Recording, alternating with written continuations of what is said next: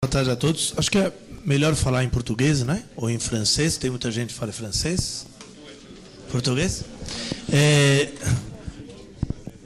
Bom, eu queria agradecer a presença.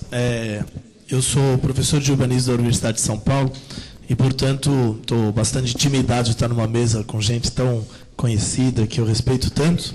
Mas a culpa é do Zé Correia, do GRAP, que insistiu que eu tinha que vir aqui discutir a questão urbana. Então, aqui estou eu para tratar um pouco dessa questão. Eu imagino que o que ele pensava é que, com toda a razão, é que o tema do urbano, o tema da cidade, talvez esteja sendo pouco considerado no âmbito dos grandes debates sobre os grandes desafios que o mundo se coloca hoje, né?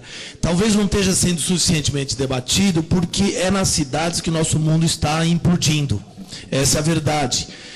Em 2010, nós tínhamos 10% da população mundial morando em favelas, ou, o mais importante, 33% da população dos países subdesenvolvidos morando em favela, o que equivale a 830 milhões de pessoas, que em 10 anos passaram de 650 para 830.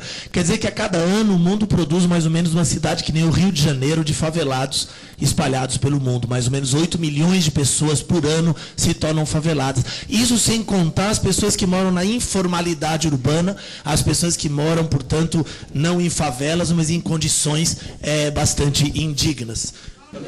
Bom, então isso significa que nós pegarmos a realidade de cidades como São Paulo, Rio de Janeiro, mas também Luanda, Bombai, Delhi, Addis Abeba, Bogotá, Beijing, são cidades que apresentam todas elas, em média, 50% da sua população morando ou em favelas ou em loteamentos informais, de qualquer maneira que seja, morando em situações indignas.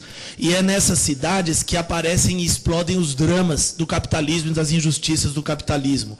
A pobreza, o racismo, a intolerância à pobreza, a intolerância do Estado e a violência do Estado para com os pobres, a violência de sociedades que são dizimadas pela injustiça social, as inundações, as emoções tóxicas, os desabamentos, a produção de detritos, de lixo, as doenças como a cólera que ressurge no mundo.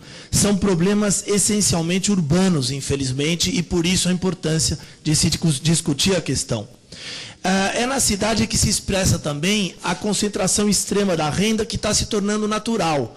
Assim como na Idade Média era normal ter os nobres e a plebe, e as pessoas andarem e acharem que isso era uma situação normal, hoje é normal termos ricos e pobres, a tal ponto que, se andarmos aqui em Dakar ou no Rio de Janeiro, vamos ter a mesma sensação de ver absolutamente sem nenhum tipo de comoção o choque permanente de uma população pobre majoritária e os carros chiques, as casas chiques daqueles que podem pagar, e isso se tornou normal, como se ter dinheiro fosse uma espécie de uma nova nobreza, com o grande problema que hoje, na sociedade capitalista atual, talvez se possa sonhar, ou melhor, a ideologia do capitalismo faz que os pobres alimentem permanentemente o sonho de que aquilo que eles veem nos ricos possa ser um dia possível, quando nunca isso foi provavelmente tão impossível de se chegar.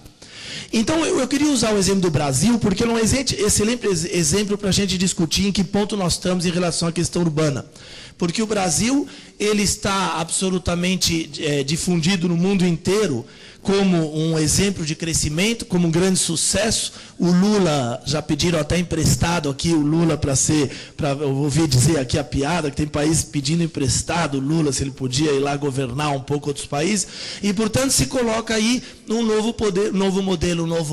modelo que é baseado na ideia de que o crescimento econômico é um objetivo a ser alcançado. Isso é tão radical que nós temos um ministro no Brasil, um senador que virou ministro, que chegou ao ponto de falar: nós seremos o primeiro país tropical desenvolvido.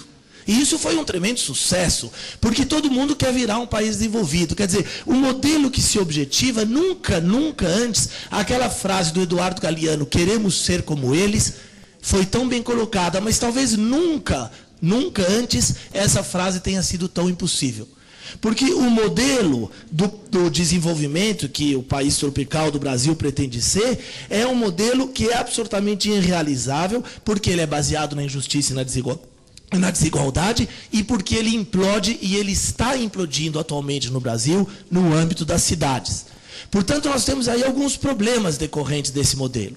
O primeiro é que, assim como é dado à pobreza e ao pobre o sonho de que talvez ele possa se tornar rico, é dada a ideia de que a cidade subdesenvolvida possa um dia se tornar desenvolvida. Esse modelo ele é sedutor. Ele cria uma ideologia do consumo, através do fetiche do consumo, em cima de cenários que são cenários urbanos. São os cenários das aparências das cidades como local de Fórmula 1, de Jogos Olímpicos, de Copas do Mundo e de uma série de outras grandes empreendimentos, sob a alegação de que geram empregos, mas que, na verdade, são desastrosos, porque são concentradores da renda e geradores de miséria, mas são legitimamente aceitos pelo conjunto da população que compra facilmente o discurso de que aquele modelo urbano é um modelo do crescimento econômico.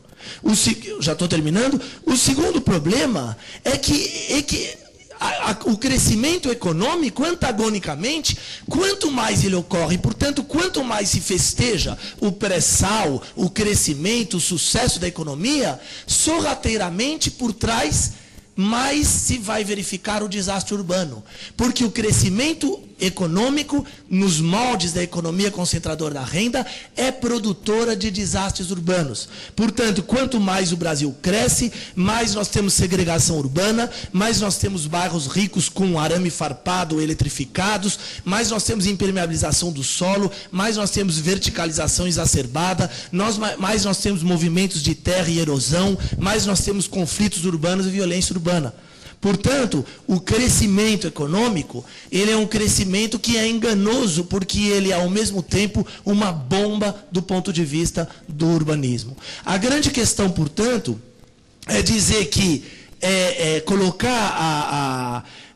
e aí, por fim, para terminar, a solução que se coloca para isso, a solução que o modelo da política do governo brasileiro vem adotando, é a de reproduzir, é pena que eu tinha umas fotos, mas não deu para passar, milhares e milhares e milhares de casinhas de péssima qualidade, com 38 metros quadrados para uma família inteira, com uma parede de 5 centímetros, reproduzidas até perder de vista, para dar àqueles que moravam em favelas o sonho de que, estando naquelas pequenas casinhas iguais, eles se tornarão consumidores do mercado do consumo global.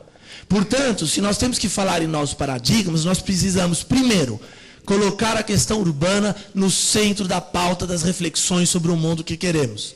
Segundo, nós precisamos romper com a ideologia do consumo que estabelece aquela cidade do espetáculo, a cidade dos grandes investimentos, a cidade dos grandes projetos, como um modelo de cidade, porque essa cidade ela é uma bomba a retardamento.